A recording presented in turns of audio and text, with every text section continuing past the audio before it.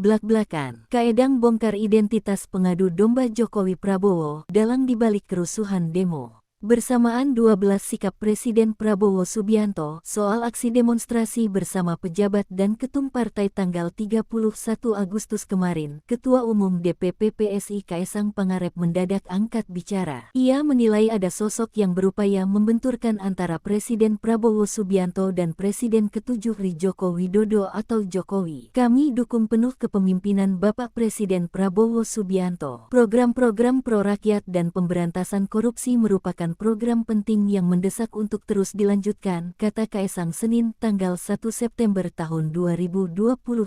Dia menilai, ada pihak-pihak dan dalang yang membangun narasi mengadu domba Prabowo dan Jokowi. DPP PSI tegas menyatakan bahwa itu adalah bohong dan menyesatkan. Adu domba yang menginginkan perpecahan antar pemimpin dan anak bangsa, kata dia. Ia tegas menyatakan, seperti dalam Kongres PSI 2025 di Solo mendukung penuh Presiden Prabowo. Sementara itu, Prabowo didampingi Ketua Umum PDIP Megawati, Ketua DPR Puan Maharani hingga para tokoh, tetapi minus PSI menyampaikan 12 poin di hadapan awak media Minggu tanggal 31 Agustus tahun 2025, yakni menghapus tunjangan rumah 50 juta DPR, meminta kasus pelindasan pengemudi ojol di Jakarta ditindak tegas dan transparan, mengapresiasi ketum partai yang menonaktifkan 4 anggota DPR yang diduga memicu protes.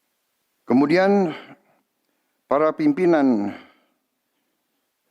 DPR menyampaikan akan dilakukan pencabutan beberapa kebijakan DPR RI, termasuk besaran tunjangan anggota DPR dan juga moratorium kunjungan kerja ke luar negeri.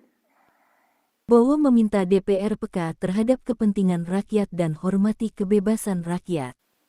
Kami menghormati kebebasan berpendapat, seperti diatur dalam United Nations International Covenant on Civil and Political Rights, pasal 19, dan Undang-Undang Nomor 9 tahun 1998.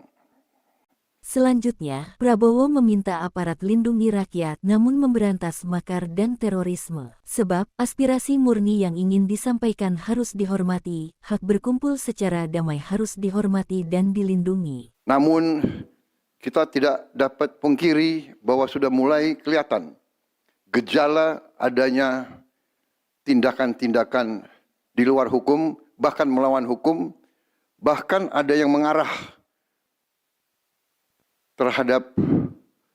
kepada makar dan terorisme. Prabowo memerintahkan Polri dan TNI mengambil tindakan tegas terhadap segala macam bentuk perusakan penjarahan, membuka ruang dialog dengan seluruh masyarakat dan ke-10, meminta DPR membuka ruang diskusi dan pemerintah juga sangat terbuka untuk dikritik. Kemudian, Prabowo bertekad memperjuangkan kepentingan rakyat dan menjaga persatuan nasional Indonesia.